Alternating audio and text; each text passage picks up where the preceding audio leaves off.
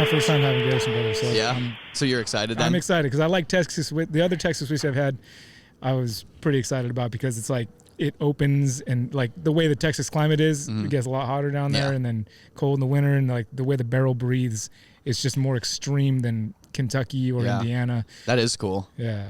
And Oh yeah, I think you were talking about that in there, how they like almost expand in. yeah, so I'm excited to check that out. It looks like Cool. it's pretty decent. But it was actually one of the store picks from one of the guys that works locally, at so that works out Total well. Wine, yeah. Like the guy that one of the people that like a rep from the store will go and select which barrel they like the best out of everything they got going on. That Like is the really cool cool. metallic wax and the little star stamp. Yeah. Nice little touch. Yep. Yeah. So I we got Bill and Caleb Cavender here. Yeah. Actually, How's it going, everyone? The drink sponsors for tonight with the Garrison Brothers Single Barrel Cask Strength Texas Straight Bourbon Whiskey. And the location sponsors. That's right. Sitting in their beautiful backyard here In Phoenix, fantastic Arizona. fire pit. I'm stoked. Yeah, I'm feeling this one. This is going to be a good one. Yeah, So, we're super stoked to have you guys here. Honestly, it's Yeah. been honestly kind of like a little dream, even at that, to have some big YouTuber guys, reptile guys at that out here with us. We'll say small medium. Oh, big to us, big to us. You know what I mean? well, it's getting bigger and bigger. This is just the start for you guys. We got a lot of cool stuff going on right Yeah. now. Oh yeah.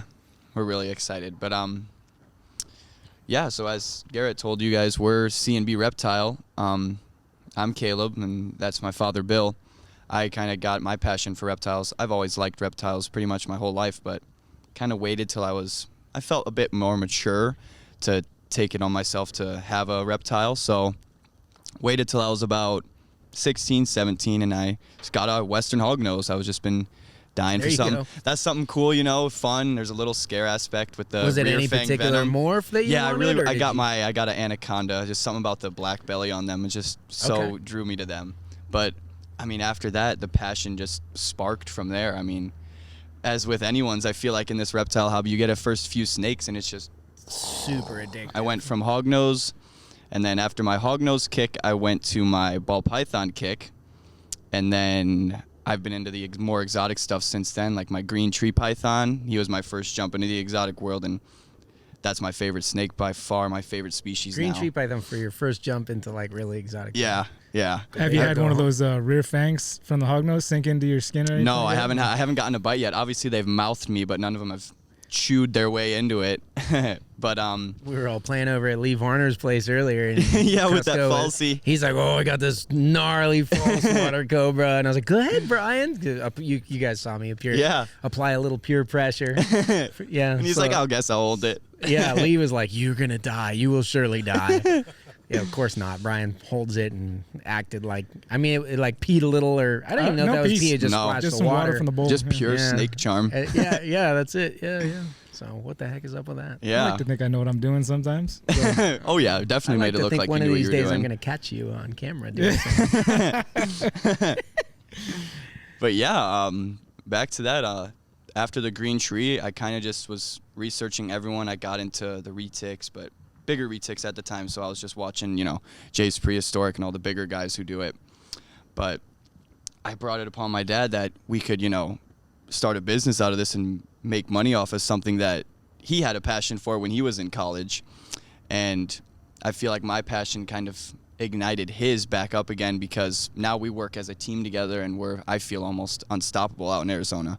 Like, what we're bringing to the table this year is just really exciting, and I just can't wait any longer to get this up and running. That's got to be the dream for you, right, Bill? Yeah. I mean, like to have your kid come in and be like, "Come on, Dad, let's do this thing that was always your hobby and do this professionally." Yeah, I mean, it's a lot of fun, and we're going to have a good time building some relationships with people. And it's been a heck of a ride. Really, the last 4 years, we've really gotten into the hobby and together. And it's been a couple years that we thought about opening up this company, and finally it's come to fruition. So we're really excited about everything upcoming, guys. We've got a great selection for you. I know that a lot of you guys have been following us on Instagram, and our selection you've been commenting on, and we appreciate all the likes and follows and all that stuff. But yeah, it's been coming along real good. Yeah, we're really excited. We've got a lot more stuff in store for you as well. Well, Garrett had a good point earlier about right now there seems to be a lot of, at least in the forefront, we're seeing and hearing about all this different legislation that's working towards the opposite of what we like to see with reptiles, which is banning them or, legislation changing. And as Garrett was saying, like, it's such a great moment where something positive is happening with all that other stuff happening. You got a reptile shop opening up, a place that's going to be a place that the public can come in like and super specialty too. Like, I mean, you guys have some of the the Cresties and things are cool, but yeah, we've tried to collect over the last, I would say, we've been collecting our own, but for the shop over the last 6-8 months, we've been trying to collect everything so we can have a big selection for you guys when we open. We've got black-headed pythons. We've got black-tail crebos. I'm hoping will be there by the time we open, but if not, they'll be there shortly after. We got some Mexican black king snakes already. We got some Texas indigos. some of the hard to find stuff. Yeah, that's what we try to do. We're trying to become more of a specialty shop and a place that breeders are going to want to have us sell their reptiles. So, yeah. And Caleb, you were even talking about how you wanted to be. You were viewing this. So you guys are this is March 17th. We're going to release this podcast. Correct. Yeah. So you're wearing the right shirt. You're right. So you're like weeks away from, no more than a month, let's say, from opening up this thing in April. Yeah. So you guys are right at the end. But you were talking about brick and mortar. It's a pet shop to serve the Phoenix area, but at the same time, you were talking about like platform for the community. Yeah, so like I love it. For not just for the community, for everyone, even across the whole country of reptile community for that. So I'm not sure if Garrett's talked about it too much, but at our shop, C&B, we're going to have our own section where we only carry reach-out reptiles, reticulated pythons. Like, we want to kind of, not so much, I guess you could even say a partnership, but partner up with even some of the bigger breeders around the country and have C&B almost as a platform where they can help us and we can help them move their product through different states, because some of as Garrett was telling me earlier, that he doesn't have his own brick and mortar shop. Like you're saying, people can't come to your house and get your snakes. Yeah. But now that we're opening up, people will have a chance to come into C&B and see what Reach Out Reptiles has for sale in Arizona. And I think that could benefit a lot of other breeders, even local breeders. Oh, it's a great platform. I mean, so Bill, you've been buying stuff from me for a while, you know what I mean, with the Super Doors, just for your own personal stuff. And then, I mean, you actually reached out to, it was probably 6-8 months ago, like you were saying, about, hey man, listen, if there's any way we can partner with you, because we want to offer, and I really appreciate you saying like, okay, we're top tier for Super Dwarf, so thank you for that. But just the way that you want to promote it, and the fact that you're not flipping a reptile, you're partnering with us to send some of our animals out here, and they're documented animals with good bloodline history. The breeders, and you guys are basically just pulling all those network strings to make that kind of stuff happen. We're trying. Yeah, Garrett, it's really a pleasure to be able to do business with you, and we're so excited. We're going to have a Reach Out Reptiles section at our store, actually, where we're just going to have a full rack of super dwarfs and dwarfs from Reach Out. Well, but you were even talking like you've got blackhead pythons, and they're from Jason Hood. Right. Which, like, I've talked to Jason a little bit about his blackheads, mostly just to reach out to, because I don't know him, but I'm like, oh my gosh, dude, Jason's cool. Your stuff is crazy. Yeah, we got some from his old Swiss line. Yeah. Oh man. So that's what I'm talking about, though, is like all this kind of stuff that's like you don't get to see that stuff anywhere. So you guys are pulling stuff from all around the country. If it's Jason with his black hoods, or us with the super dwarves, and all the other stuff that you guys have going on, it's really cool to see the way that you're pulling all this stuff together. And then the grand opening, like your ideas for that. Can you tell us about that? Because I don't know. Does anybody like really know what's going on yet? Nobody really knows what's going on yet, so but let's announce it now. Everything that's going on. Okay, guys, so first of all, the first 50 people that walk into the store are going to get a free t-shirt, and on our grand opening day. We're going to have the first 50 people that come in are going to get a free t-shirt. Then we're going to have 20% off of our already low prices, guys. We're going to try to strive to have the best prices in the valley for you and the best selection and the animals that are absolutely hard to find. So that's our goal. That's what we're trying to strive towards, basically. Yeah. Caleb, what else is happening on opening day? Okay, so I know, Caleb, you've been working together with some. Yeah, so getting a few people together here, some quite big names. So as you guys know, we're going to have the one, the only Triple B Reptiles with us. And then also the one and the only Reach Out Reptiles. So you got the small to medium covered. So we got the large to extra large covered, and then after that we're also gonna have Clint's Reptiles joining us, as well as Dave Kaufman. Like in person. In person, they're gonna be in person at the shop. Like people are gonna be able to come and see these reptile people at our shop, and just that alone, having the group of 4 guys, even these 2 enough is to make me more than happy. But to have those 4 in the shop at the grand opening is going to be incredible. I think it really will be incredible. It's going to be mayhem. There's going to be a lot of laughing. Oh my gosh. Somebody might even die. I don't know. Who knows? We'll have to wait and see. But yeah, it's going to be great. We're going to have 20% off the entire store, as Bill was saying, and as well as we're also going to be giving away a Reach Out Reptiles retic. I mean, so all you got to do is walk in, get a ticket, and You're gonna win a raffle it snake. off Yeah, or whatever, right? Yeah, we're raffling that off. We're also raffling off a local breeder, Chad Tice. He's got a nice boa for us that he let us have that we're gonna raffle off at the shop down there too. So yeah, no purchase necessary. I mean, just come right in. Show up. Yeah, show up, show us some love at C&B, and get a snake maybe. Well, yeah, definitely 2 people will get a snake. That's crazy. No, Yeah. I love it too, because the same thing, like you're saying, like I don't know that I've ever seen one of Jason Hood's blackheads in person. I might have at a reptile. I saw one at Daytona one time, and that's how I I've got never to meet been him. to Daytona. He's a cool though. guy. Yeah. Yeah. No, I know he's a cool. Like I said, I've talked to him a little bit, but I can have one brought out. that would be good. Well, we'll go film some stuff. Yeah, later. we'll You guys definitely have to check our social film, media. For check sure. out the vlogs and stuff. Yeah, so I haven't seen one in person. So it's cool that your store is like, okay, you can come see the snake in person, Yeah. or Reach Out Reptiles Retic, or whoever else is at the top tier of whatever niche they're in, and Right. you guys are pulling all that together. But at the same time, like, how often do you get to meet Clint from Clint's Reptiles? You guys, or Dave you guys are Kaufman doing in it the right. flesh? To be honest, you guys Yeah. are doing it right. Like the energy behind it, the animals you bring in, and the way you want to bring in and connect the community more just by the opening of your store. Like that's just doing it right. Am I wrong? It's a community move. It's a lot more than a pet store. That's pretty cool. I'm stoked. Yeah, that's kind of how I wanted. We wanted to be about this. We didn't want to just be, the next reptile store to open. We want to be someone who you can come with questions about anything. Like we want to be your guys' friends. Like we're here to help you guys, not just sell you a snake and get you out the door. We're here to help you with anything you ever need. Like not just business related. We're here for everything else. Speaking of help and not just business related, you're going to be the first person that we've asked to come up with a topic for diving deep in the shower. We've never done that. Oh, yeah. Garrett always comes up with them. Him or maybe Ashley throws him a bone and like, why don't you guys do this one?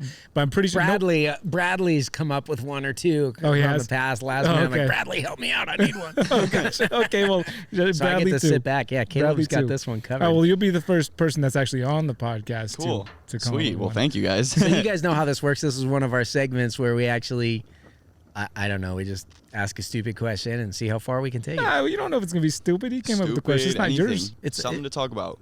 Caleb's a smart guy. I expect a smart question. But So yeah. What do you have for us? Okay, well, yeah, let me just end with, I want to thank you guys again for having us on the podcast. It's literally almost a dream coming true to us, really, in the flesh, to have such, role models to us here, and even in our backyard at that, shooting a podcast, hanging out with us. So we just really want to thank you guys for coming out here and checking us out. This is what it's all about for us, is like just what's a way that we can kind of rap with some cool people about some reptile stuff and travel around a little bit. So no, it really us. They should be thanking you for doing the location Absolutely. sponsorship and having us out here. And stuff Oh, like no, that to hang seriously, out. it's Yeah. our And for having pleasure. such a cool spot. I mean, it's great. The podcast is audio, beautiful. but the video portion, if you're not catching it on YouTube, I mean, it's Yeah, this is definitely fun. cool digs. But yeah, Good so back to like again. Hopefully, we're going to be opening April 9th is our date we're really shooting for there. If not, I mean, we'll be keeping up to date Where on the can they Instagram. follow you on social media? So just yeah, to make we're sure on that they get all the we're updates? on Facebook at CNB Reptile, and on Instagram we are CNB.reptile. So it's C and then the letter N. C the and then letter B, N B. Yep. As in Caleb and Bill. Yep. As in Caleb and Bill. Yeah, and then now on to the. What did you call Diving it? deep in the Diving shallow deep end. in the shallow end. Okay, yeah. So Don't break your neck. Yeah, we don't want to go paraplegic, but just do one of those shallow dives. So I thought deep. something cool that we could talk about would be, especially with this time around, is what do we see as nostalgic within the next half a century? Ooh, I like that. Yeah. What's gonna be nostalgic? So Brian's Yeah. all excited because my questions are a lot dumber than that. So what's the new classics that's coming out now? Tangible things. Yeah. I think is going to be Anything tangible? Anything Yeah. tangible. Like Anything virtual tangible. reality is coming in hard. Swear. I think that just like tangible, like a glass. I mean, it seems ridiculous to think about now, but think about how ridiculous like Yeah, everyone's a drinking microwave all their was before whiskey microwave virtually came now. out. Yeah. Yeah, like I can taste it even better. I get the perfect sip every time if I have these little like sensors on my tongue and I picked up the grass Yeah. virtually. Like I honestly think that tangible things are going to be. I hope not. But it seems the way things are going that it's highly possible that could be where it goes, is that just having something tangible, like just being able to do something in reality. And I hope that this is like a doomsday mindset that I've got that's not coming, and I'm going to be wrong, that tangible things are not going to be something nostalgic in the future. Yeah. But we're talking about how rapidly technology has been changing. You said 50 years, right? Yeah. That's a long time. It's a Yeah. long time. And today, yeah, I mean, think back 50 years and the difference. That's For pretty real. crazy. Yeah. What do we think of now as nostalgic? That was normal back then. What do you think is going to be what's What do I classic think? today that's going to be nostalgic? in What do I think that'll be classic? That's classic today. That'll be nostalgic. I could honestly see. It's kind of gonna sound weird, but you know how those girls are always collecting those Starbucks like different cups, the different colored cups. Okay. I feel like there's gonna be like a whole nostalgic collector's scene around that, and I feel like it's gonna almost be like a vintage collector's item at that point. These limited edition Starbucks cups, but Sure, there's people that do that with like Coca-Cola products now. yeah, even what's it called? The aluminum lunch boxes. I know those are big. People collecting those.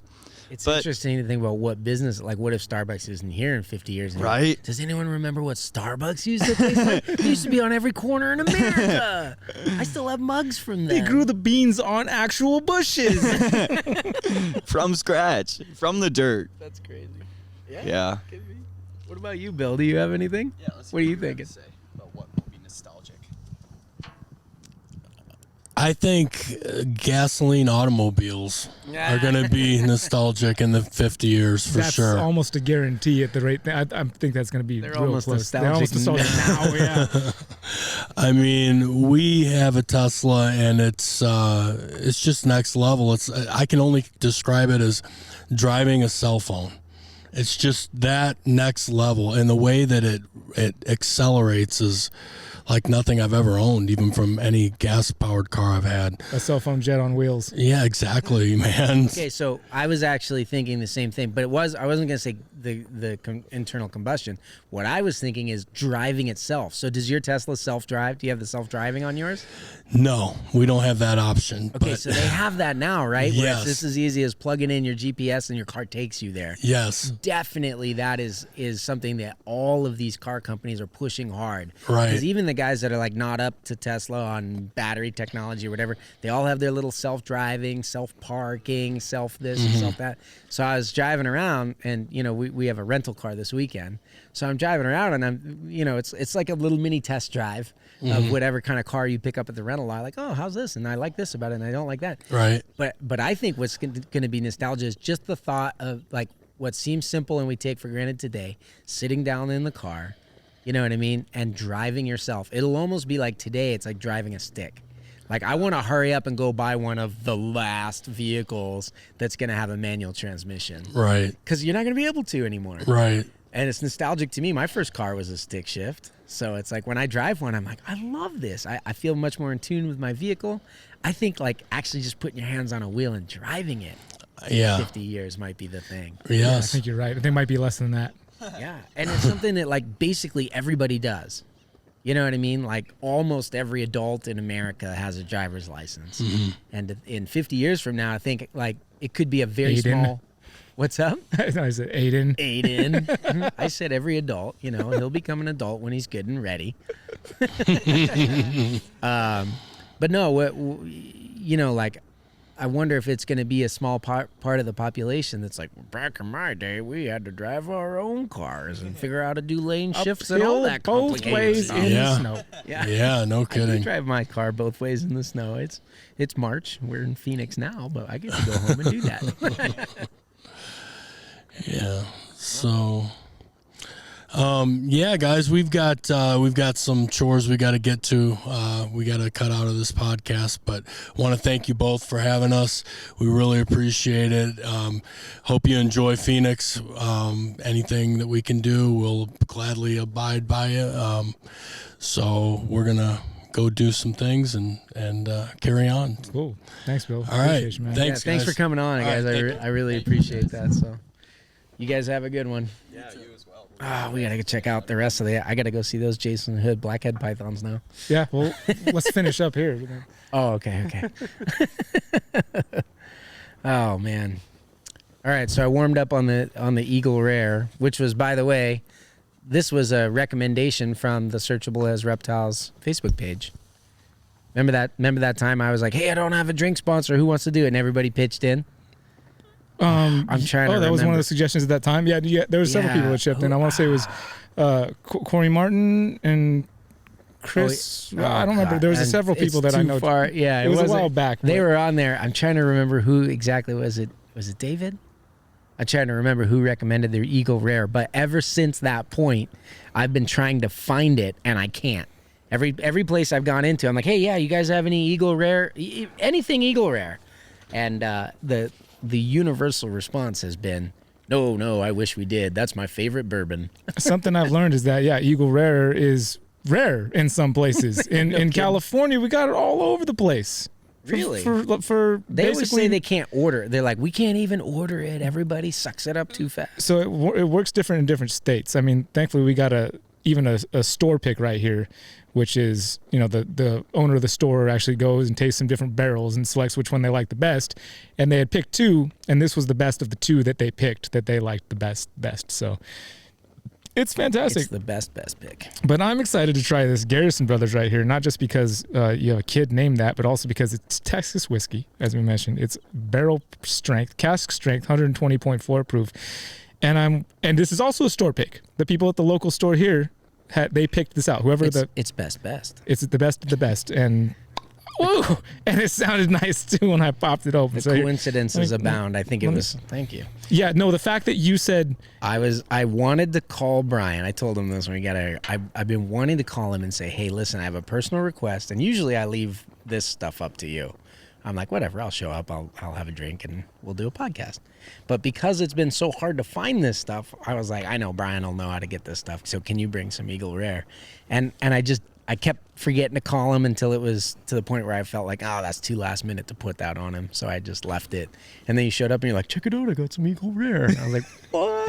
Serendipity. Yeah, and now we have the Garrison stuff, which my oldest son's name is Garrison. And it didn't stop there, dude. We landed, and some of your line of reticulated pythons happened to be at least. Yeah, that's so great. Yeah, so we went over to Lee Varner, and he's having his first clutch of snakes ever, right? And they are Superdorf reticulated pythons from one of mine bred to one of Richard Bilbo's, which we always jokingly and they're hatching the day that you're here. We're here for 2 days. And he's like, guess what? My first clutch ever. Yeah, so I got to go watch my grand baby snakes hatch here in Phoenix, which was pretty sick. And dude, those things were freaking cute. If you guys don't follow Lee Varner, you need to go do that. I was like putting my little pinky finger next to those baby, like the golden child, that one golden child especially. Is it Urban Heart Exotics? Is that correct? Urban Heart Exotics? I'm 99% I put my stick certain. in their car. I can't remember all of our fake names. Okay, well, I'm going to go. His name is Lee Varner behind the mask. Yeah, but it turns his superhero name. I'm sticking with Urban Heart Exotics. That's what it is. It's something Heart Exotics. Urban Heart. I'm sorry, Lee. I've failed you. Anyways, your Superdorf Golden Child was ridiculously cute. That little puggy nose and everything was awesome. So, This, I'll tell you what's cool about being back in Phoenix. So I grew up in Southern California. That's not exactly Phoenix. This smells like Texas whiskey. Does it? Is that corn, that food grade corn? It totally does. Yeah. That's funny. Yeah, it almost smells like a steakhouse. That's not too shabby right there. But yeah, growing up in Southern California and then moving to Pennsylvania, you don't think there's going to be like a huge difference, but it's funny the little things you like. It was so fun for me just flying in and landing in the desert and noticing things like, look, all the little lights along the street are in straight lines. That doesn't happen in the Allegheny Mountains, that's for sure. I had never stopped in Phoenix and actually got out of the plane, and I've had layovers here. I remember flying over the Grand Canyon several times and like, oh look, there it is. And then like flying through cool lightning storms here is also really cool. Like when there's monsoon season, you watch it from the plane, that's epic. But to actually get out, especially this time of year, I think, like I don't think I'd want to be here in August necessarily when it's like 120, you can cook your eggs on the sidewalk. I don't think I'd enjoy that at all. Yeah. But the fact that it's like early March or mid-March and we had a nice mid-80s day today. Yeah, and we're sitting here now outside tonight as the sun is going down and we got a little fire right here in front of us. So. Yeah, it's nice. I almost feel the Cavenders hooked it up for us this week, big time hard. So yeah, you guys that are fans of the channel, do us a favor and go shout them out and say thanks for sponsoring Searchable as Reptiles, because that's a big deal. And their shop is, I just like the philosophy of those guys. I like how they're doing it. Yeah, that's what's kind of cool is that. It's not something that they fell into or evolved into as they were chasing the money of what they did. They're like, what would be really fun as a father-son thing to come open up? What we would do with our lives if we had the freedom to do it? We would do this. So that's a cool starting point, if you ask me. It is really cool. I'm also kind of, I loved having them here, and I'm stoked to have you. It's been a while since you and I just sat down on a podcast. We started having guests, and once we started having guests, we haven't done what we originally did to start this podcast. It was just the two of us sitting out, hanging, and talking about just whatever, and letting it blossom into wherever it goes. And being that I'm such a like speak when spoken to type of person a lot of the time, and I don't really like, if somebody else is talking, I'm not as good at cutting them off as you are. And I like that you consider that a skill. Most people wouldn't consider that. Well, no, it definitely perturbed me at many points. Like it was a point of frustration. But then even like I love that you brought up the super dwarf thing, because so many times I'm like, well, we're not here to talk about super dwarfs. But you put it into perfect perspective when you're like, well, that's just me. I'm not like trying to. And I realize that about you even more. What are you talking about last night? We had a good conversation. Last night we had a great conversation. Yeah.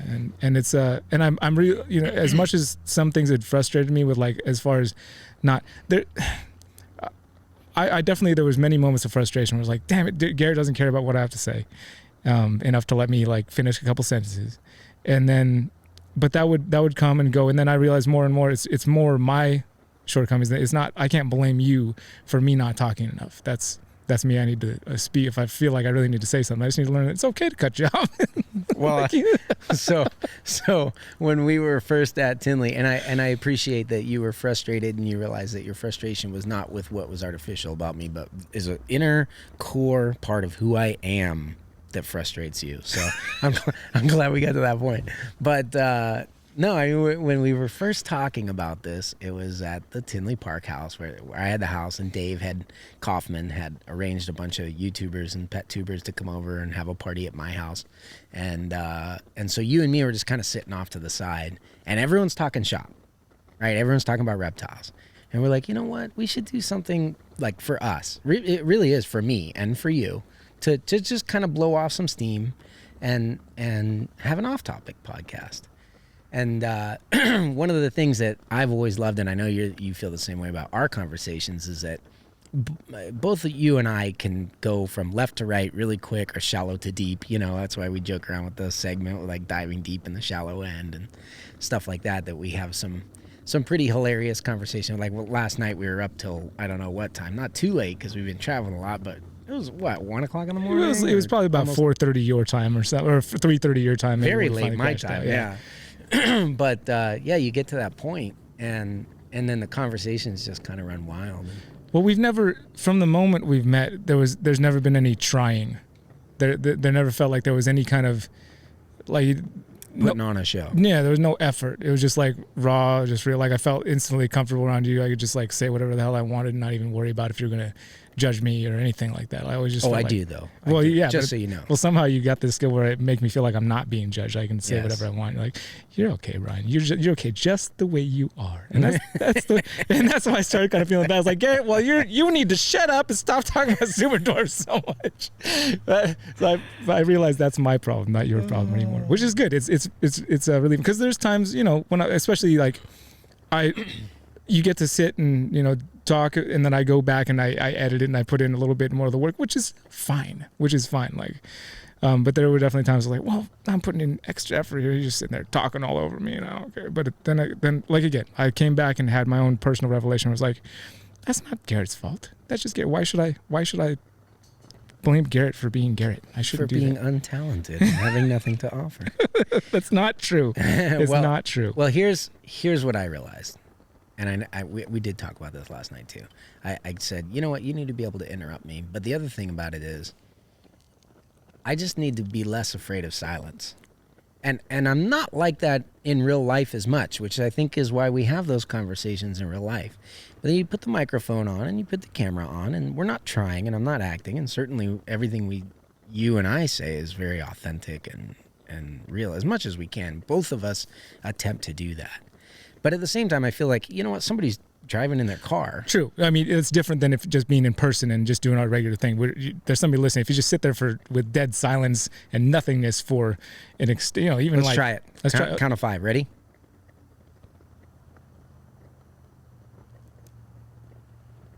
Super awkward. See, but I can go longer. That's the thing. So you're right. I could do another 5. Well, it's because you usually go a half an hour between saying things on this podcast. That's something new for me. Yeah. No, but all right. So tonight, folks, we don't have any guests, which here's what's cool about it. When we have guests, we bring all these rich new perspectives. And I love our last episode was with the guys from Reptile Talk. That was probably one of my favorite episodes. I loved hanging with those guys, with Rob and Jeremy and just rapping about stuff. And that's just a couple of guys that are as real as it gets and all those things. However, because it's reptile community-based guests that we've been having, we end up talking shop. So we've gotten a little bit away from our first love, if you will, right? And so tonight, be prepared for a little bit of 5-second silences here and there as me and Brian just reflect and reminisce. And I don't know, these guys brought us all the way out from West Coast, me from East Coast, to hang here in Phoenix, Arizona. And oh my gosh, it's so beautiful in the desert tonight. It is gorgeous. The sun is going down. I'm curious, like, how long we're going to be able to pick up actual image on the video over there. You know what's going to be nice is, like, I actually turn on, like, little fireside YouTube videos, like the 8 hours of 4K fire burning. The Yule log? Yeah, exactly. Well, I like the mountainside campfire thing. And I have all these Macs around the shop. And so there you go. Now you got some better lighting. But yeah, I turn that stuff on just for the ambience. So enjoy the ambience, guys. And I don't know. I think we should just have a Garrett and Brian podcast about Garrett Brian talking about the stuff we care about. Well, I care a lot about a lot of things. And then I have those moments where I'm like, I don't care about anything except for what I'm doing right now, right here. And finding the balance between those two different personalities within myself is like, that's something I'm constantly doing, not consciously, but it just is what happens. I historically have a hard time caring enough. I think I just miss things. You say that, and you may have that in your personality as well, but you're one of those people that actually does really care about a lot of things and a lot of people, and not just saying that you care. It's the opposite. You don't say that you care about stuff, but your actions prove that you do through the things you do in the real world with real people. They shout that you care, your actions. And that's why we're such good friends, because people can talk. People always talk. People are talking every day. We're talking right now, but people will talk to me and like say this and say this and say that. Yeah. Hypocrisy abounds. Hypocrisy abounds. But you prove with your actions who you are constantly. Every time we hang out, every time I've seen you do anything, you just prove time and time again, this is who I am. Not because I say this is who I am, because this is what I just did, and I'm doing it, and I'm going to continue doing it, and that's who you are. It's it's a beautiful thing to watch, my friend. I think I just relate to the world a little bit differently, you know, because like, so here's my form of caring is not like, oh, honey, you're uncomfortable. Let me put a Band-Aid on that. You know what I mean? It's because I'm more like a suck it up, we got stuff to do type of a guy, and I come across as a callous jerk or whatever, which I kind of am. But I would die for anybody that was standing next to me. You know, I really would. You know what I mean? I don't even have to know somebody that, you know, like someone's in trouble, somebody's hurt, somebody really needs something. I like to think that I'm one of the few people that's actually there. You know, I'm the guy that is helping people move or helping, you know what I mean? That well, it's nice that you can recognize it and say it instead of, I don't feel like I care enough. You know how people don't give a shit about the person next to them? A lot.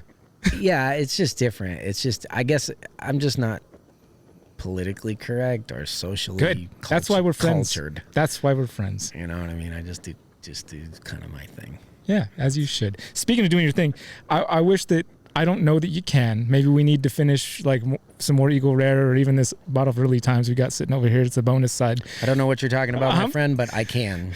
I'm talking about last night. Garrett, dude, you went off on this. Oh, I don't think I can. This Dr. Seuss style rant about breeding super dwarves, and it was just like you just kept going. I was like, you got the first couple lines, and I was like, oh yeah, that's good. That's some Seuss like style, and then you just kept going, and then you went again, and you just kept rolling. And it just kept coming out, and I was like, wow, he's going. Like how can we capture this moment and bring it forth for other people? For other people. That's what the whole point of the podcast was to take those moments like that, get them recorded so that other people could enjoy them just as much as I always enjoy them. And like, this is the stuff that people love because I'm people and I love this. I think the closest we came is that one time when we were in your in-laws' garage. And I think I was in the truck bed, or you were in the truck bed, and you were on the floor. I was on the floor. I hung your microphones like from the rafters by the cord because it was like I can't sit up for this. I'm too tired. I have to lay down. But after the Pomona show. Yes, yeah, that's right. We went out to sushi with Matt Bernard and then that was good times. Yeah. But okay. So Dr. Seuss reptile rant. You might have to start me off because you're quicker on your feet at this. I don't even want to try and force it, dude. It was just something. I just had to bring up the fact that it happened. I'll see if we can roll into it later. I'd like to let everybody just kind of imagine what type of poetry came out of this man's mouth while we're just rhyming about stupid stuff of the reptile industry. These are the moments. These are the people. Like my cousin was one of my best friends growing up. Like we didn't get to see each other all that often because we lived on opposite ends of the state. But it was just like they were just laying our beds and just talking, just going like back and forth, basically until one or the other passed out because they could literally no longer hold on to consciousness, and just the gold that comes out of those. It's like it's family to me. It's the real, just the real. It's just so there's no and it's been like that since we first met. To beat the dead horse, like it's just been this non-trying, non-needing to, as much as we both have, and we both definitely have this like. I don't want to say chauvinistic, but we have moments where we feel like, yeah, I'm badass. At least I definitely do. I'm like, that's not chauvinistic. That's confidence. Chauvinistic is like almost sexist. Right. Okay. Sure. Yeah. Male chauvinism. I got you. But yeah, there's this confidence level we both have when we're around people. That maybe, I don't know how it is for you, but when I'm by myself, I'm not as confident as I am when I'm around other people. I don't know what that's all about. But often, not that it's a bad thing, like I have these moments by myself where I let my ego kind of fall away and I just like have these questions for the universe or about what I'm doing with myself in life. And those come around when I'm by myself. Well, this is what it is. It's people see a confident person, and by confident, you're like, okay, let's take charge. We can do this. We can make this happen, you know, and we throw ourselves into stuff. And they think that person doesn't have any self-doubt, and that's how they're able to do it. But that's not the way it is. When what you're describing as when you're by yourself, I would say is what's inside of my head is, I don't know if this is going to work. I don't like, okay, so, you know, when I started Reach Out Reptiles, my wife was pregnant with our fourth kid and for me to leave my work means leaving our health insurance in the middle of a pregnancy to do something that I don't even know if I can do it. You know, I mean, I've plenty of experience working with reptiles, but yeah, in the beginning, and I'm really only starting to turn this corner now, it was kind of the grand experiment. Like, can I actually pay for this? Am I good enough to make things and bring stuff from my heart or my vision or my dream with my animals and communicate to people effectively their value to the point that it can monetarily support me plus my wife plus 4 kids, because my wife doesn't work, so it's just me doing this. And it was always the grand experiment. It was like, I wasn't living paycheck to paycheck, but it was like every paycheck I'm like, okay, is this gonna work? Is this gonna work?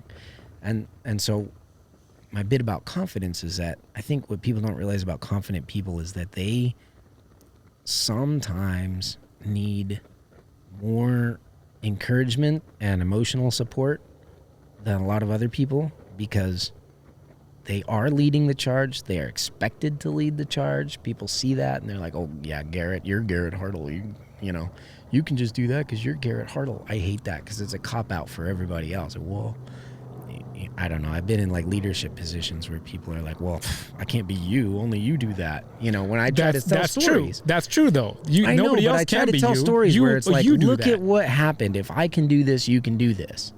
And they're like, well, I'm no Garrett Hartle. And it's like, because you said that, that's why you're not. But I think it's Henry Ford that said, whether you believe you can or you can't, you're right. Yes. Well, whether he said it or not, that's true. Yeah. And then if you guys watch my Talk 'em Up Tuesdays, I had my dad on there and we talked about what is it that makes Hartles and why does that work? And my dad said it perfectly. And I'd never heard it put this way, but he goes, you know what? I think we're just stupid enough to believe in ourselves. And one of my fans actually made a shirt that said, reach out reptiles, and like on the bottom where it normally says bridge between worlds, it says stupid enough to believe, you know. There's a lot of truth to that. Sometimes you just got to go for it. Like, it might be a dumb idea on paper, but if you got the energy and the heart behind it, then you can burn that paper and light your way. Look at Bill Cavender was just talking about Teslas. Think about Elon Musk. You know what I mean? And he's like, I'm going to make electric cars. And before he did anything with electric cars, everyone thought of those as just golf carts. You know what I mean? Like weak, lame, you'll never be able to have any advantages over the internal combustion engine. And now look at him. We all just agreed, yep, it's inevitable. Electrification is the future. Because, like he said, and obviously, I mean, nobody here can see it, but we pulled up to Bill's place and he's got all kinds of internal combustion toys out there. Oh yeah. You know what I mean? On-road, off-road, and everything in between. But he's driving a Tesla and he's like, it's like unlike anything I've ever owned before. Right. And everyone said that was a stupid idea. You know? And for years it was like, I remember watching Tesla even in the early days, and they would always fall short of their financial expectations, and he would just get excited and drum up financial support from people who believed in what he was doing. And that carried him through long enough for him to prove everybody wrong. My dad has said that for as long as I can remember. He's like, well, you know, there's so many people that, and to his credit, I mean, he did the same thing. He liked what he did. Don't get me wrong. Like a lot of stuff he had a certain kind of like for it, but at the same time, he was doing his job for money. Like that was. What was your dad's job? He did computer programming. Yeah. It wasn't, and he even worked in with the school district office because he wanted to be working closer in with kids and education, but it was still ended up being like computer programming and running more of that stuff, not so much having an impact on the kids' lives directly. And he always said, he's like, you know, so many people get caught up in just doing something so they can pay their bills, so they can be financially stable and be able to afford to pay their rent. And they just get caught up in that being the reason for doing anything. Like, I need to get a job so that I can pay for this and have food and all those things that you need to live in a modern day world that we live in here today, that we're surrounded by, that we know, you know, other than living in the jungle, which I always keep in the back of my mind, like, we could go live in the jungle and I'll be okay. I always keep that in the back there. I'm like, we just peace out to some jungle, join up with the tribe and just pay respects. It's funny you say that, because I have the same thing. It's like, yeah, even if we utterly fail, we'll just, and it could even just be like, we'll just move in with your parents, babe, or whatever.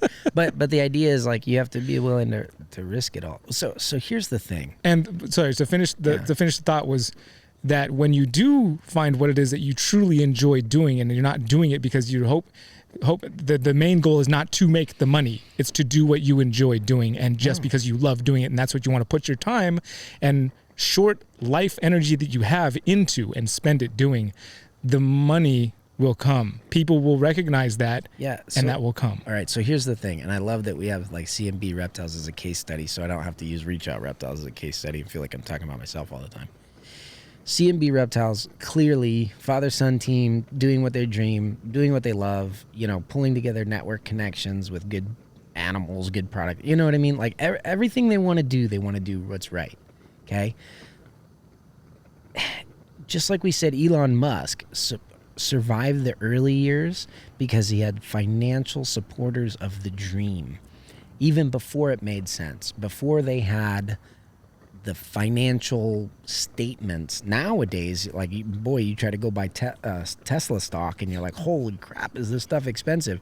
But the people that bought it when it was cheap, they're the ones that made the money, and they're the ones that actually supported it as a dream, not knowing if they would make the money or not. You know what I'm saying? So where is that in our world? Whether you're a YouTuber, or you got your hat in so many different races, but we'll call you a YouTuber for the context. You're a YouTuber, I'm a reptile breeder.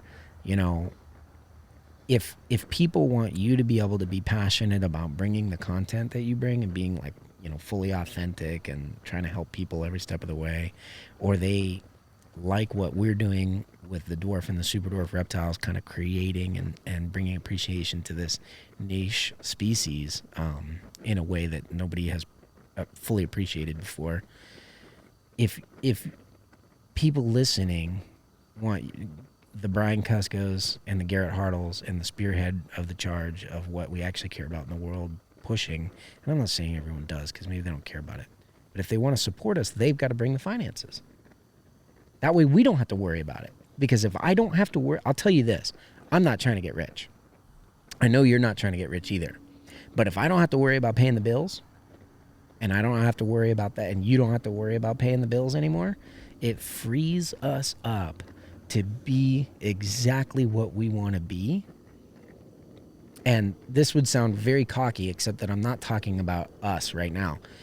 That's what the world needs. The world needs every person out there to be what they're passionate about in some way. And for the record, I don't think there's anything wrong with being a computer programmer or working in a box factory. Not at all. But that's just your job.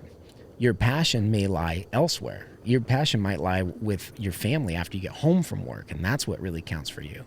But the trick is, like, the finances have to be there, because if you can't eat and you can't pay the bills and you can't keep the clothes on your back, you can't be passionate about anything else because you're desperate. And some of that might be working at something that you don't necessarily enjoy doing 100% to get there. Like, I need these finances to get to where I am, to where I need to be, to make this thing happen that I want to happen. And he's got to dig in hard and work it, even when you're doing something you really love. I mean, you don't love scraping up snake poop. You don't love having to, see a baby come out deformed from an egg. You don't love a lot of things that come with doing what you love, a lot of things that you have to do because you're doing the hard side of stuff. That's always there no matter what you're doing. And it's that, and maybe working a job that you don't necessarily want to work for a while is one of them, or for a long while. It's possible. I've done it. And I think people are just too used to seeing the highlight reel. But I remember, like, in the early days of the Brian Cusco vlog, it might have even been on, I think it was actually prior vlog, it was like Triple B TV, where you would be mowing a steep hillside. That was towards the beginning of the actual vlog, yeah. That was your vlog. You're mowing the grass for somebody, or you were building a railing. You know what I'm saying? And your vlog was about you doing the proverbial snake poop scraping, and people see us, like, obviously we're going to post when we have a clutch hatching. That's super fun. Or like here in Phoenix and Lee Varner's hatching his first super dwarves, you know, or Bill and Caleb are opening up a sick reptile shop and we're here to, you know, and everyone's like, oh, I want to be that. But how much poop did I scrape? How many lawns did you mow? That's why I try to include that stuff like that. It's work. I'm working here. There's this pain here. This part sucks. And then I try to include that as much as I include this is awesome, just to give some balance so that I mean, because it's real, and I care to share everything, to put everything in perspective. Like, yeah, there's these awesome moments. Yeah, we're hashing out these great snakes. Yeah, we're able to sell them for this much and support this much of what we're doing over here. But what's the percentage of the high versus the lows? You know what I'm saying? Like, that's a good question. In the beginning, it's all lows with a dream of a high. Sure. You know what I'm saying? And then when you get that first taste, like I'm sure Lee is doing it today, like he was saying, oh my God, we're playing with his puppies. He has got those Frenchies. And he's like, oh, I can't believe Garrett Hartle and Fred Kusker in my house right now. And I was like, come on, dude. Like, whatever. You're awesome. I would have come hung out with you anyway just because you're a cool guy. You know what I'm saying? Like, anyway, but he's hatching his first retics. That's his, like, first, like, you know, I mean, I'm sure he's glowing when he's talking to his wife, being like, this is it, babe. I can see us making it now. You know what I'm saying? Like, this is so cool. And that's why I love seeing him, because there's a lot of I took a phone call that was pretty hard to take earlier today when you were on the phone, and it's not the end all, and we'll survive and we can go live in the jungle if we need to or whatever, but it's just, it wasn't an easy yes, and it wasn't an automatic open door, you know. So I love, and I am encouraged by, and this is why I love to help and support people like Lee Varner by mentioning him a million times on our podcast or wherever else, so that hopefully he can sell these awesome super doors that he has. Because I love seeing him have that taste of success. Like, I hope he sells them all for $1 million, and everyone talks that these are the best snakes ever in the world. Because I don't view him as my competition by any means, but like the fact that he invited us over to be a part of what was happening in his life that made him exciting, that refueled me. You know what I'm saying? Bill and Caleb have invited us out, and we're sitting in these guys' backyard right now. Totals, like, I've never met them before. Have you? Not face to face. No. Yeah, so you get some strangers with some microphones in your backyard, burning up all your propane and drinking your bourbon. You know what I mean? But the fact that these guys are so excited, and they're like, we can almost taste it. It's going to be so cool. And they're very much in the throes of the hard work right now. Yeah, waiting for, there's nothing worse than having to wait for just this one guy that has a piece of paper that's like, I'm going to come sign off and you guys can go ahead and fulfill your dream. As soon as I decide to show up when I say that I'm going to show up, you know, that's got to be. Well, it's funny because what you're talking about is like the code enforcement guy for them, the inspector to come in and sign off and be like, you're good to go, put up this little half wall that, you know, it's the exact same thing. The phone call I was talking about with you is like that financing phone call to buy a new facility for me. Like, yeah, they said everything was good. And then they make the call and they're like, no, we're not going to do it. And it's like,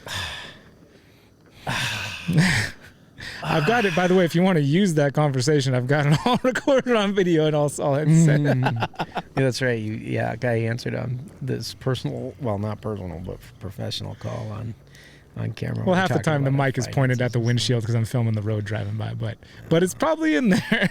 Yeah.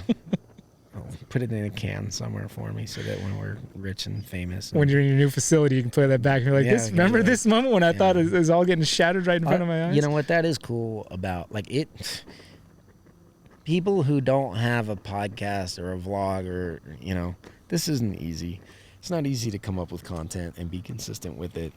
Nope. It's a discipline, and so it does become easier in time, but the same as like working out becomes easier in time. It's very hard to break into, and it's really difficult. But I'll tell you what, hang on to that, because the cool thing about doing this is that you've documented.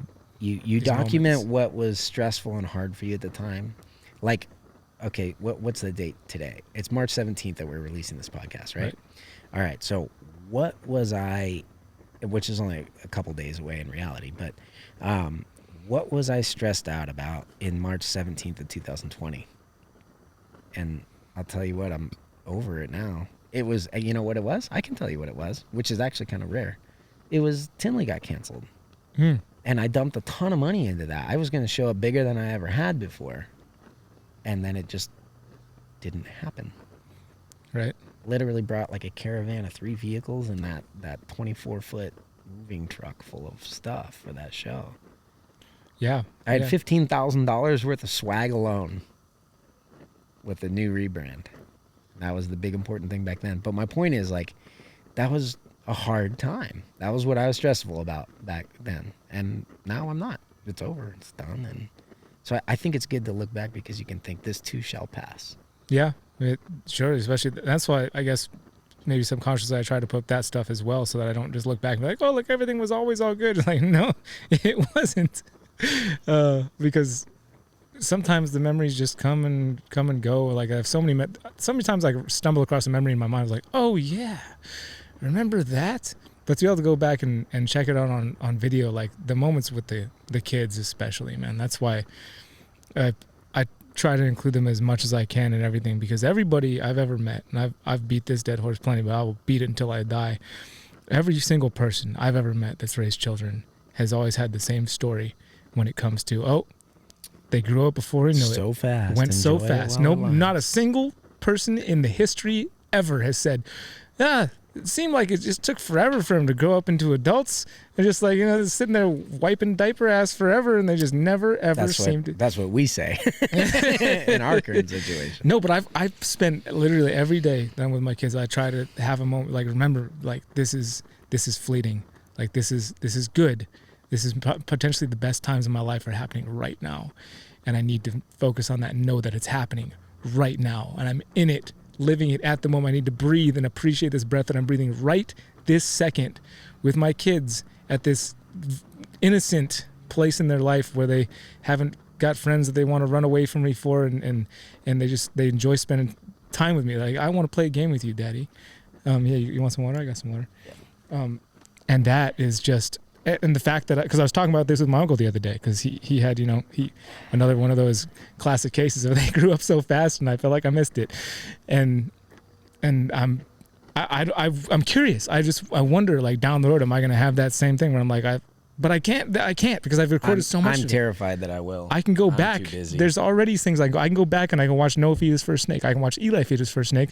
I can watch Leia feed her first snake. I can watch Noah lose his first teeth. All this stuff is there. Like, I don't like, if my memory fails me completely, I can go back and look at these things at any time and be like, oh yeah, look at. The thing for me is, like, I try so hard because I'm like, man, I want to build a good market for my customers. I want to build good enclosures for my animals. I want to build a beautiful house for my wife.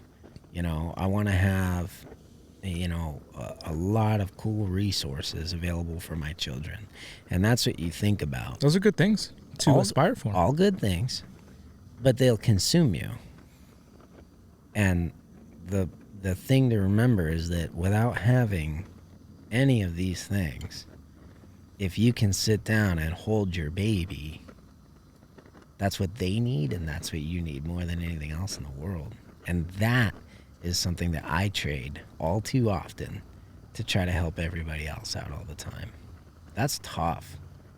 I have a lot of people that, you experienced it today with phone calls and stuff that I was getting, and people asking me for help when really they should be going to somebody else.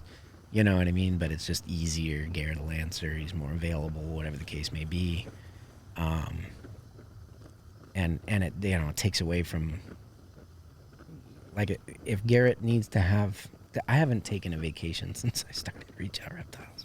You probably should do that at some point. But to be fair, this you're is working. My vacation. You're working hard to. Okay. Well, you need a family vacation. Oh, big time. Oh, so bad. It's not even, and I don't even know how to do it, but. I mean, I consider you family, and this feels like family vacation, but. Well, that's why I consider this vacation, but it's like, all right, I mean, we're still working. I've been taking phone calls every time we drive from place to the next. This whole time, I'm on a phone call with somebody, or catching up, or trying to make sure things are running at the shop, or, you know what I mean, trying to support. We're planning for Thomas coming back out again. It's just, there's always something, and it's like, this is 2 days outside of the shop, which almost makes it harder than being in the shop because I have to run everything remotely, and to where that vacation. And then when you answer customer things, and they're not, I'm not complaining about customers. They're just like, hey, when can I expect this, or what's going on with that, or can I get an update on this? And you're like, but 150 of those in a day consumes your day, and Garrett doesn't get to be like, hey, check it out, a saguaro cactus. I freaking love those. They were awesome. We saw a quail Even driving into Bill's house. I love seeing the bones of the cactus too. That's really cool. It's like, ooh, look at cactus bones, plant bones. I just want to go out and like walk through the dirt a little bit. Well, let's do that tomorrow. We should. Let's do it tomorrow. Take the shoes off. Leave the phone. Take the shoes off. Let's go walk through the desert barefoot. Yeah. Till we step on a rattlesnake. I would love that. Let's do it. You laugh. I have no. I'm not. I'm laughing because we're gonna do it. I'm not the let's talk about do this stuff guy and then not do it. I'm the let's. If we're talking about it, like this is what's gonna happen, and if you try to make anything other than what happened, say that I'm gonna drag your ass out of the thing, just like I made you do push-ups this morning. So here's the hard thing. Like, Bill and Caleb are doing this awesome father-son thing. You got 21-year-old kid and his dad is into reptiles in college, and this 21-year-old kid is like, into reptiles as long as a 21-year-old kid can be. Is that the Eagle Rare? It is. I'll have some more of that. The Garrison stuff is really good too, but it's a lot heavier. It is.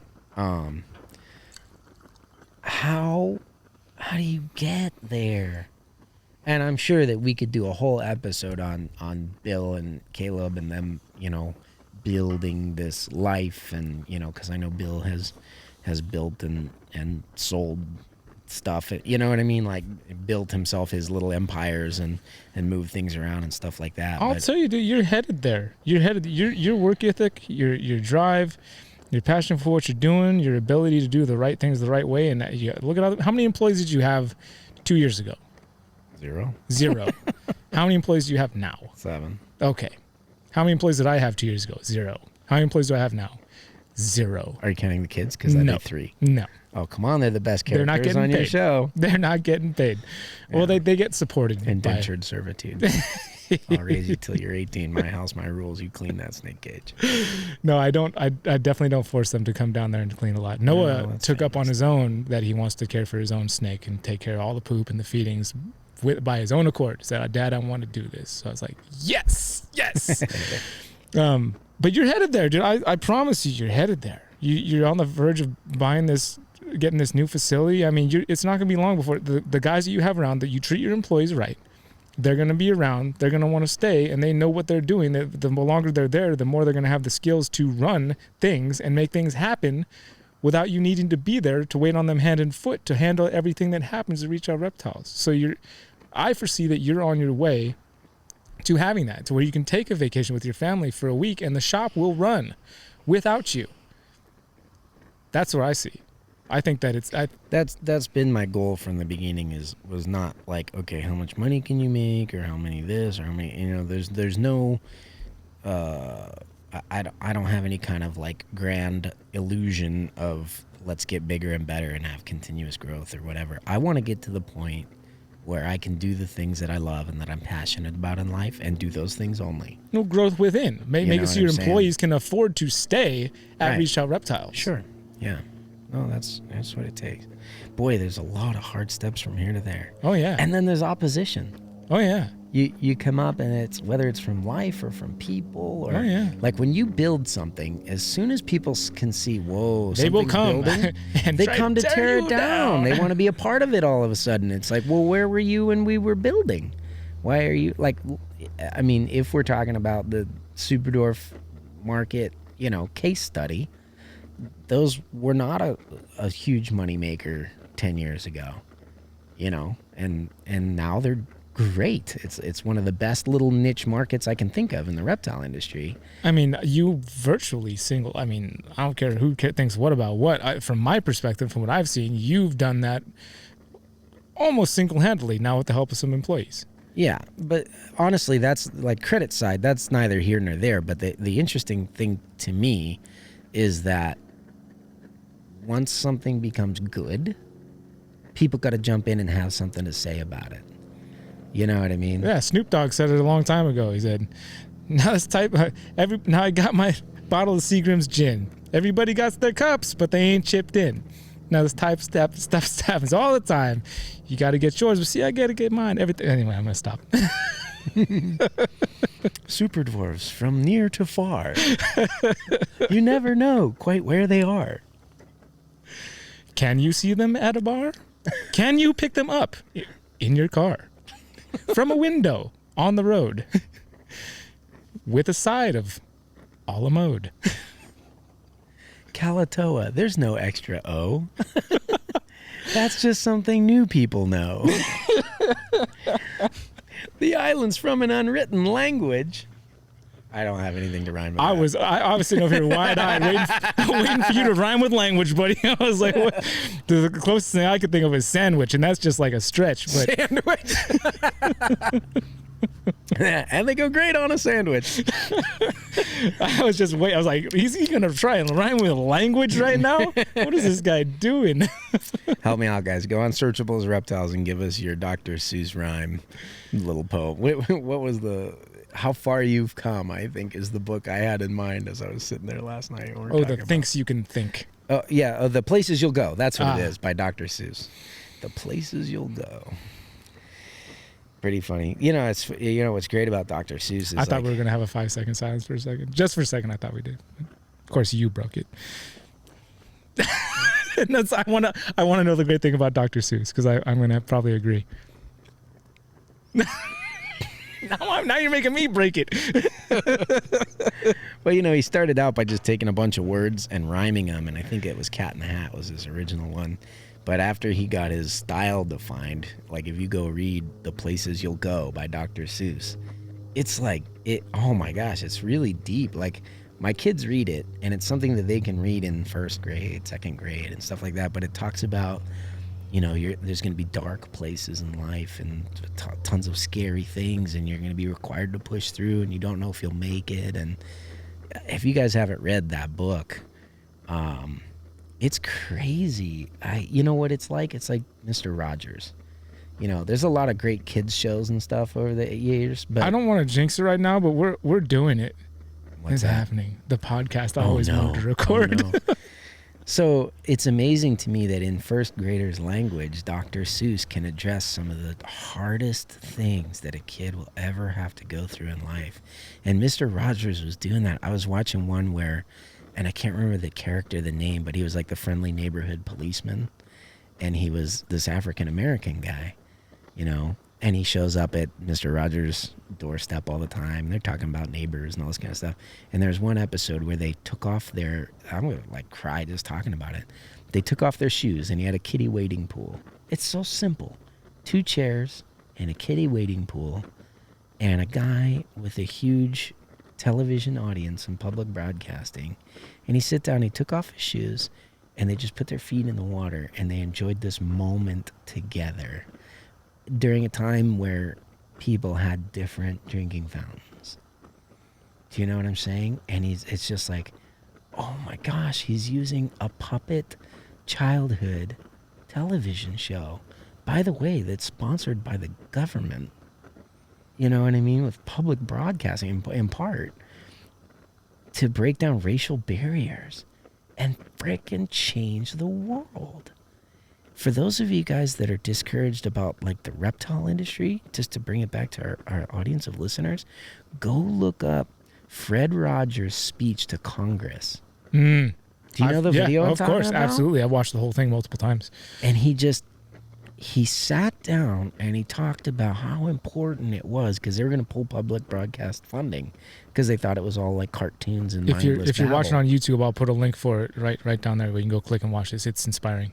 It's amazing. He just sits down and he just talks about how much he loves kids and how much he's afraid for their future. And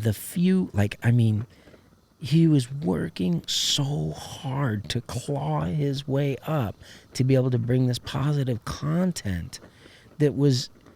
Here's the thing about Mr. Rogers. He had these silly things in Charlie's and Daniel the Tiger, but they would talk about things like divorce, depression, racism, sexism, physical handicaps. You know what I mean? What to do with staggering loss. Things that us as adults are crushed by. And Mr. Rogers in his little cardigan is teaching 6-year-olds this foundation. And that public broadcasting is going out to all the poor children in areas. Oh my God! I watched a lot of Mr. Rogers. To be that. I watched a lot of Mr. Rogers. I met him. That's why I turned out okay. 18. I was like 18 months old. Wow. I met him. He held me. My parents have a picture somewhere. Wow, that explains a lot. He's from Pittsburgh. Actually, there was a big shooting at a Jewish synagogue a couple years ago, and it was in Mr. Rogers' neighborhood. And there are still people today. I mean, you've seen the spirit around Pittsburgh. There's people wearing shirts that are like Pittsburgh Strong and all this kind of stuff because someone went up and they shot up a Jewish synagogue, and it's just evil and wrong. And, oh my God, man, how do I be Mr. Rogers? That's what I want. It's really cool to bring back a new locality, a Superdwarf, or make a new Morph, or have a podcast in Phoenix, or whatever. But while you're doing that, you're doing a part of that, man. You're not Mr. Rogers. Here to bring it back to like when people ask you like, well, I'm not Garrett Hartle. Like, I'm not gonna be Garrett Hartle. You're not Mr. Rogers. You're Garrett Hartle, but you're doing the best job at Garrett Hartle that I think you can. And I'm as much crap as I like to talk about you because you're my friend, and I will continue to do so. By the way. There's something in you that I have always recognized, and that's your ability to be the best version of constantly try to be the best version of yourself, and whatever it takes to make that better. Try is the key word. Constantly fail at attempting to be the best version of myself. Yeah, but every time you get a little bit better at it. Every day. Well, that's true. And you always fall short of the mark.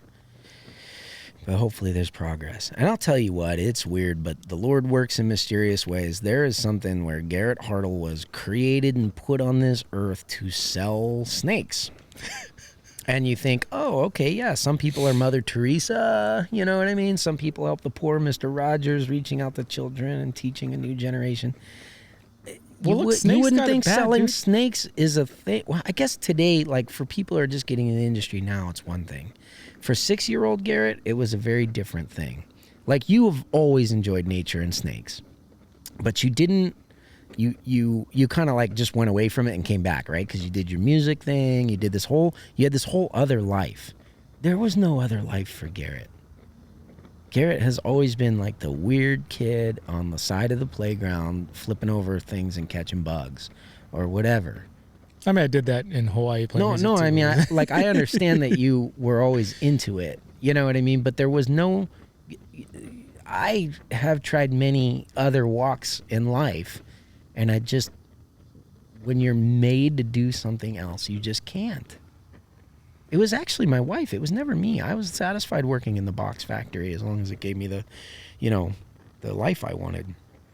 But my wife was like, "You clearly." This is your design. This is the way you were made to be. Well, kudos to her for recognizing that, and that's why she's halfway through pregnancy, and she just kicked me in the ass and was like, "You need to do this." I'll tell you what's scary about it. There are so many people who connect with what they're made to be, and they're like, "I'm not comparing myself to this in any way," but it's a thought that I had when I am really grooving with what my purpose in life. There are so many people that once they realize their purpose in life, they die too young.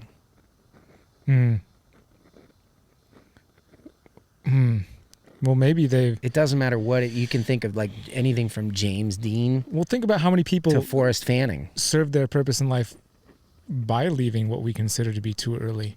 Like, there are so many influential people that are that much more influential. Or who's to say they became that much more influential because they passed before what we perceive to be what they were here to put. No, you're right. That's a big... Bob Marley, Jimi Hendrix, Martin Luther King. Yeah. Kennedy. And they put their life on the line while they were living. Every moment, breath. And that's what we were talking about in the hotel. When you're like, Garrett, you're always talking about Superdwarfs. I'm like, I am Superdwarfs. You know what I mean? I am what I'm doing right now. This is who I am. And they put their heart and their soul and everything into one thing, like very few people are willing to do. I don't do it. The final thing is like Martin Luther King, perfect example, dies for it. Abraham Lincoln, you know what I mean? Dies in the prime, in the height of being exactly what they were meant to be. And it's almost like that For the rest of us, maybe that's the motivating thing for us to be like, I saw the potential. I saw they were going. And it's almost like the Olympic, carrying that Olympic flame from one person to the next, and they always keep it burning. If somebody dies while they carry it, and this torch lands at your feet and it's still burning, and you can see how they were about to reach that next thing to pass it on, you know what I mean, or to light the torch, and that burning torch is now at your feet. And what happens is when people do it spectacularly on a grand scale like that, you have a lot of people standing there, and it falls in front of all of their feet. And some of them don't do it, and that's probably the worst thing that there can be. But the people that do, you multiply the efforts. And I'll say this, super doors, whatever. They're cool. I love snakes, but that's not really important in the grand scheme of things. There's nothing that I have done that's important in the grand scheme of things when it comes to snakes. But I have to be I have to try to be that best version of Garrett Hartle, and if it means I push the guy standing next to me out of the way in front of that moving bus or whatever it is, I just hope there's a Mr. Rogers coming behind to pick up the torch for my kids, because they're not going to have a dad. How do you do that? Like everyone, the Reach Dreams line, Kalatoa stuff, where, you've heard this. We're breeding this Kalatoa. You got super teeth and you jump right back onto a super dwarf look. There's no change for me. I'm about to shed a tear at the depth and sentiment. And you go right back I don't know why you think super dwarves are shallow. They are life. Listen. You won't be laughing in a second. I probably won't be, but that moment I had to reflect on it, because I was I was just soaking up this extreme depth and raw. Forrest, pure. What I loved, right, I loved what Forrest was all about, and Forrest bought this pair of Kalatoas, and he sent them to me, and he's like, "You're the right person to have these. You're gonna make this happen." And now I feel like he died right before the first clutch hatched. They were already laid. I told him, I've got eggs. We're going to do this. We're going to get a legit line of Kalatoas. And I just, the stuff he does with the Abronia, the stuff that he did with the crocodilians, that guy at so young a life did so much for these reptiles. And I stayed at his house before. I slept on his couch covered in Abronias. 360 degrees around me, little chameleon cages full of Abronias. And that's where his baby Lars was born. You know what I mean? His family was living in a reptile room for him to be able to do what he did. And man, he struggled with it all. But that's what he did. And then I have these Kalatoas from him. And he got them because he was like, you know what, Garrett, because we always gave each other crap, and especially about the morph. It's because he got them from Dan. You're trying to get them from Dan forever, and Forrest walks in, watch this. Let me show you how you get snakes from somebody. That was pretty much it. Yeah, yeah, and but I wanted to make some really truly legit Kalatoas. You can argue if there's an extra O in there or not, because. Whatever it is, but these animals came from that island. Nah, as long as you say leucistic, we're good. And he wanted it to resurrect real deal, true locality animals, not just quote unquote Kalatoas, because that's what we call super dwarves or whatever, and that's what people know, so let's market them as that. And and he died right before they hatched. Well, then I killed them also in that incubator thing, but he died right before the due date of those first Reach Dreams, which was his idea. Stupid ass name. It's so stupid. Yeah, I was like, that's the worst thing I've ever heard, because he's like, no, Zoo Dreams and Reach Out Reptiles. It's Reach Dreams together, you and me, man. And I was like, whatever, you friggin' sap. You do zoo out and throw as many O's in there as possible. I like that better. Zoo out. 3 O's in zoo. Zoo out. Oh. But when he died, the torch dropped in front of me, and I'm not talking about Kalatoas anymore. I'm talking about 1-year-old son he left behind. Fuck that. How's Mr. Rogers gonna explain that one? You know what I'm saying? I don't know. And so that's why we talked about, from what I want to do is like keep all the females back and raise them up so that exponentially that project can grow, and 100% of any proceeds are going to go into a trust fund for Lars. And I've already talked about this with Desiree. Right. And that we want to do that. They're going to get a pair. I'm going to keep all the females outside of that pair to raise up so that it can exponentially grow, and we'll sell some males this year when those things hatch, and that's the plan. No, that's what I'm talking about, dude. Good things. Yeah, it's okay. Like, people like to clap for it, but here's my point. Like, Lars lost his dad. It's not enough. I can climb his claw as hard as I can. I can never replace his dad. Garrett, there's so much evil and terrible things happening in the world. Nothing's ever enough, dude. It's never enough. This is a deep and consuming hole. It's a constant of an fight. Existence. It's a constant fight between good and evil, dude. It's a constant fight between light and dark. A constant fight between good and evil. And if I can do this tiny much when I'm alive, but if I have to die doing it to have somebody else pick up the torch, it's numbers of people is what it is. It's everybody giving $5, not one person dying. But as it is, we love to make a hero of somebody and watch them give their whole life and die and be consumed. And they can't have one day off because everyone has to get a hold of them. We find one shining star, and again, I'm not talking about myself now, like, this is going to sound super conceited or whatever, but I'm just, again, like using it as a case study for what we do as a society. We find that person we look up to or whatever, and we ask of them, and we ask of them, and we ask of them, like Snoop Dogg surrounded by people with an empty glass, and he's got a bottle of something that he worked his ass off to get. And we consume from them until they're gone. And that's the depravity of the world that I know this is getting a little bit dark, but that's the depravity of the world we live in. To be fair, the sky got if really everybody dark too. gave $5, that person could still be alive today. Do you know what I'm saying? Like, that person wouldn't have had to try so hard if everyone else would have been less about how many O's are in Kalatoa and more about let's just appreciate what nature has given us. Sure, but it goes beyond money. You lost me with the money thing. I think it goes beyond money. But it's not money. It's not money. I said if everybody gave $5, and that's where I disagree. If everybody just gave $5, that's a better way to put it. But that's exactly what I meant. It's not about money and $5. Who do I give? Okay, Garrett, you made me sad. Who do I give this money to? It's not about give the money. It's about do a little bit. Every place you go in this life, your goal should be to leave it a little bit better than when you got there. Yeah, absolutely. If everybody did that, we wouldn't need heroes because we would be them collectively. True. How do we get people to? How do we inspire change? I don't know, dude. Well, there's change is constantly happening, and there's constantly change. That's the only thing that's constant, really, is that there is always change. Human beings are burdened with the ability to impact their environment. You've seen how it happens in a negative way, but we can also do it in a positive way. So yes, things change, but we can. Like, what other creature jumps on the back of a 2,000-pound horse with a harness in its mouth and uses all of its strength for their will? That's humans.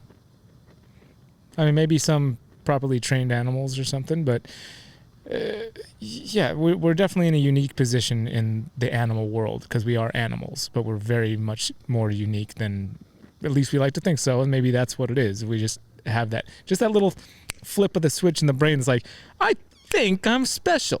I think I can do this. I think I can jump on that horse and ride it.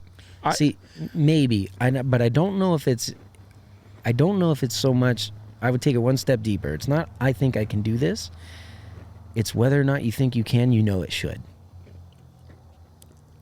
Well, that's more powerful than just thinking you can. It's like, I know I can. But that's what goes back to what you're saying you think inside your head or when you're alone. It's not confident people thinking, I can do this because I'm a cocky son of a bitch. It's the fact that you know that you should and nobody else is. So you just try. And probably you fail. But hopefully you make a little bit of a positive difference. Yeah. Amen. Hey guys, Searchable is Reptiles. I think we did it. I think we did. I'm happy. I'm really happy. I'm also like, I'm like borderline, like there's so much, you like lit a little fire in me of all these things. Everyone else is thinking, where's the Reptiles? I listened to an hour and a half of that. All I heard was how to spell Kalatoa. If you listen to what you really needed to hear out of that, you can take it and do whatever you want with Reptiles. Whatever your dream is, if you're hoping to listen to this and make you better at keeping reptiles. If you listen to this and it didn't make you better at anything that you're trying to do, go back and listen again. Maybe the support we need is this to make the kind of podcast we truly need is the location sponsor. Maybe that's the difference. With a fire pit. Fire pit. If you don't got a fire pit, sponsor. do not need apply. Hey, I love you, brother. Love you too, man.